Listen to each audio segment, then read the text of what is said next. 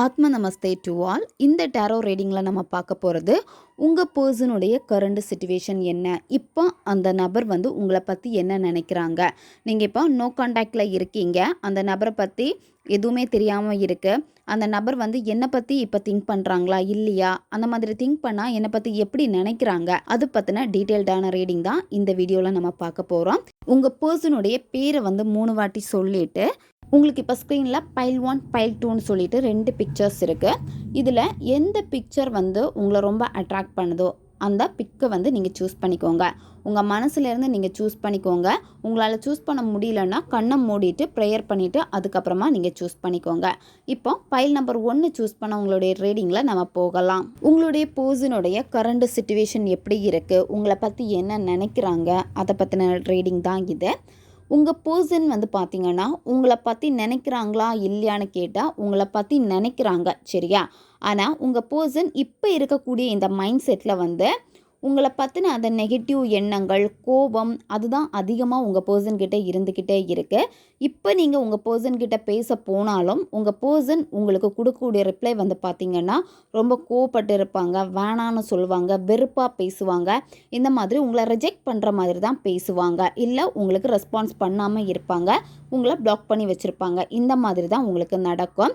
இந்த சிச்சுவேஷனில் இப்போ நீங்கள் போய் பேச போனீங்க அப்படின்னா அது உங்களுக்கு நல்லதாக அமையாது.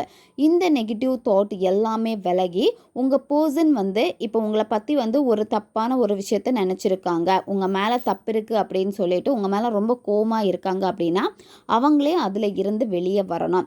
அவங்களா வெளியே வரப்போ உங்ககிட்ட பேசுவாங்க.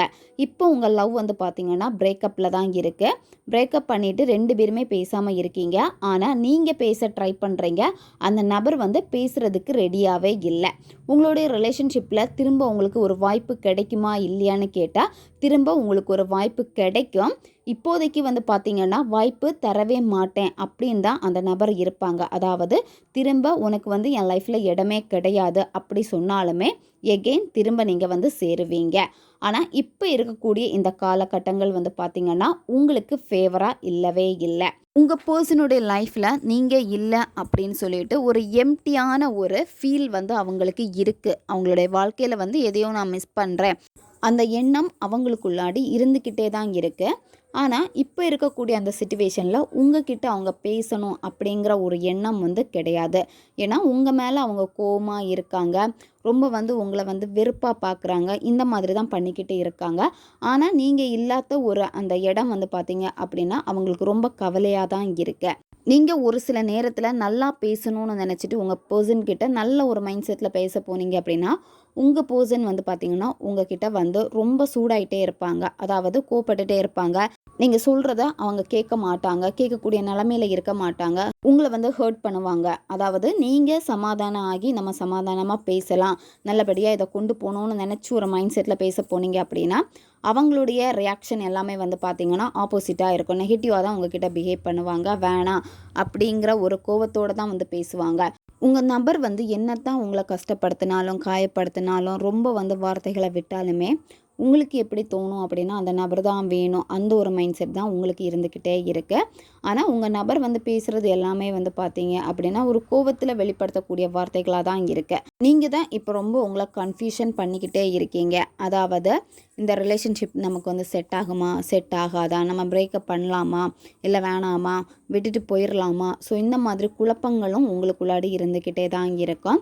ஏன்னா அந்த பர்சன் இந்த மாதிரி பிஹேவ் பண்ணுறாங்களே அப்படிங்கிற ஒரு பயம், பதட்டம் எல்லாமே உங்களுக்குள்ளாடி இருக்குது. அதாவது நீங்கள் நினைக்கக்கூடிய திங்கிங் எல்லாமே பார்த்தீங்க அப்படின்னா ரொம்ப நெகட்டிவாக இருக்குது. இது எனக்கு கிடைக்காம போயிடுமோ அந்த மாதிரி ஒரு பயத்தில் தான் நீங்கள் இருந்துக்கிட்டே இருக்கீங்க.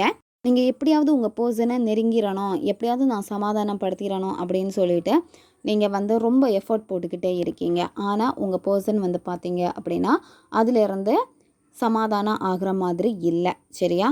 ஆனால் சமாதானம் ஆவாங்க. நீங்கள் என்ன பண்ணுங்க அப்படின்னா நீங்கள் நல்லா ப்ரேயர் பண்ணிக்கோங்க. நீங்கள் யூனிவர்ஸ் கிட்ட நல்லா ப்ரேயர் பண்ணுங்கள், உங்களுடைய கார்டியன் ஏஞ்சல் கிட்ட நல்லா ப்ரேயர் பண்ணுங்கள்.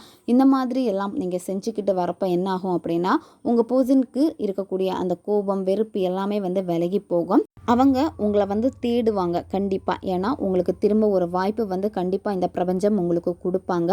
ஸோ இப்போ இருக்கக்கூடிய இந்த சிச்சுவேஷனை நினச்சி நீங்கள் கவலைப்படவே வேண்டாம். நீங்கள் நல்லா ப்ரேயர் பண்ணுங்கள்.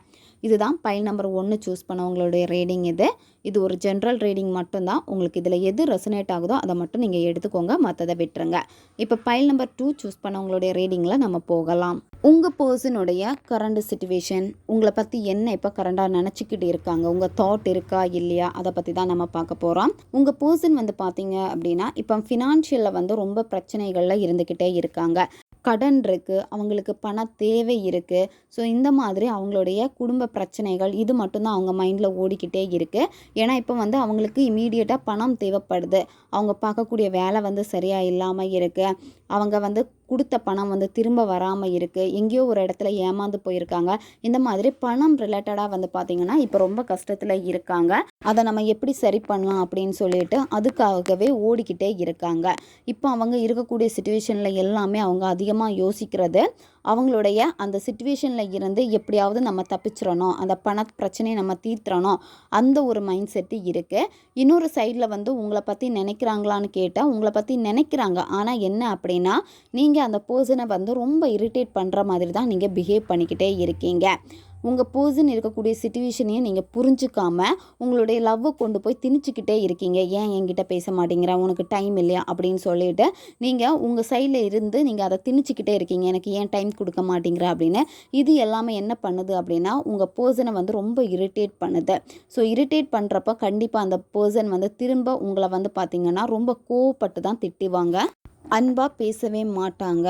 நீங்கள் எப்போ ஃபோன் பண்ணாலும் சரி கோவப்பட்டு தான் உங்ககிட்ட வார்த்தைகளை வந்து கொட்டிடுவாங்க. இந்த மாதிரி தான் இருப்பாங்க. ஏன்னா அவங்களுடைய சிச்சுவேஷன் வந்து பார்த்திங்கன்னா பிரச்சனைகளில் போய்கிட்டே இருக்குது. இதில் நீங்களும் ஒரு சைடில் இருந்து அவங்கள புரிஞ்சுக்காமல் பண்ணுறப்போ அவங்களுக்கு எப்படி இருக்குன்னா கவலையாக இருக்குது. புரிஞ்சுக்காமல் பேசுகிறாங்களே அப்படின்னு தான் அவங்களுக்கு ஒரு சைடு கவலை, கோபம் எல்லாமே இருக்குது. சில நேரத்தில் வந்து பார்த்திங்கன்னா உங்கள் மனசை நோகடிக்கிற மாதிரி அந்த நபர் உங்ககிட்ட நடந்துப்பாங்க. ஏன்னா அவங்களுடைய சிச்சுவேஷன் வந்து அந்த மாதிரி இருக்கிறதுனால நீங்கள் ரொம்ப தொல்லை பண்ணிக்கிட்டு இருக்கிறனால தான் அவங்க அப்படி எல்லாமே பண்ணுறாங்க. உங்களுக்கு இதனால் உங்களுக்கு எப்படி இருக்கும் அப்படின்னா நம்மளை வந்து மறந்துட்டாங்க, அந்த மாதிரி உங்களுக்கு வந்து பார்த்திங்கன்னா தேவையில்லாத எண்ணங்கள் வந்து உங்களுக்கு அதிகமாக ஆரம்பிச்சிருக்கு. என்னை வந்து ஏமாத்துறாங்க எதெல்லாமோ நீங்கள் திங்க் பண்ணிக்கிட்டே இருக்கீங்க. ஆனால் உங்களோட பர்சனுடைய சிச்சுவேஷனை வந்து நீங்கள் புரிஞ்சுக்கோங்க. அவங்களுடைய அந்த பிரச்சனைகள் வந்து அவங்களுக்கு முதல்ல வந்து சரி ஆகணும். அவங்களுடைய பிரச்சனையினாலேயே உங்களை வந்து பிரேக்கப் பண்ணிடுவாங்க. சிலவங்களுக்கு வந்து பிரேக்கப் ஆகிருக்கும். சிலருக்கு வந்து இப்போ இந்த பிரச்சனைகள் போய்கிட்டே இருக்குது அப்படின்னா உங்கள் பர்சன் வந்து உங்களை பிரேக்கப் பண்ணிடுவாங்க. ஏன்னா அவங்க சிச்சுவேஷன் அந்த மாதிரி இருக்கிறனால நீங்களும் புரிஞ்சுக்காமல் பிஹேவ் பண்ணுறதுனால அந்த மாதிரி ஆகும். அதுக்கப்புறமா நீங்கள் என்னத்தான் உங்கள் பர்சன்கிட்ட பேச ட்ரை பண்ணாலுமே நீங்கள் புரிஞ்சுக்கிறேன்னு சொன்னாலுமே வந்து பார்த்தீங்கன்னா அந்த பர்சன் வந்து எகெயின் உங்களுக்கு ஒரு சான்ஸு கொடுக்குற மாதிரியே கிடையாது. ஆல்ரெடி நான் உங்ககிட்ட எல்லாமே விளக்கி சொல்லிட்டேன், இருந்தாலுமே நீ புரிஞ்சுக்காம தான் இப்படியெல்லாம் பண்ணியிருக்க, செட் ஆகாது இந்த மாதிரி வார்த்தைகள் தான் வந்துக்கிட்டே இருக்கும். அதனால் நீங்கள் கரெக்டாக அவங்களுடைய சிச்சுவேஷனை புரிஞ்சு நீங்கள் நடந்துக்கோங்க. ஓகே காய்ஸ், இதுதான் பைல் நம்பர் 2 சூஸ் பண்ணவங்களுடைய ரீடிங். உங்களுக்கு இதில் எது ரெசனேட் ஆகுதோ அதை மட்டும் எடுத்துக்கோங்க, மற்றதை விட்டுருங்க. உங்களுக்கு பர்சனல் டாரோ கார்டு ரீடிங் தேவைப்பட்டுச்சுன்னா நீங்கள் என்ன இன்ஸ்டா அல்லது மெயிலில் காண்டாக்ட் பண்ணுங்கள். நீங்கள் இதில் எந்த பைல் சூஸ் பண்ணீங்க அப்படின்னா மறக்காமல் கமெண்ட் பண்ணுங்கள். இதே மாதிரி டாரோ கார்டு ரீடிங் தேவைப்பட்டனாலும் மறக்காமல் சொல்லுங்கள், நம்ம சேனலில் அப்லோட் பண்ணிக்கலாம். அடுத்த ஒரு வீடியோவில் சந்திக்கலாம். நன்றி.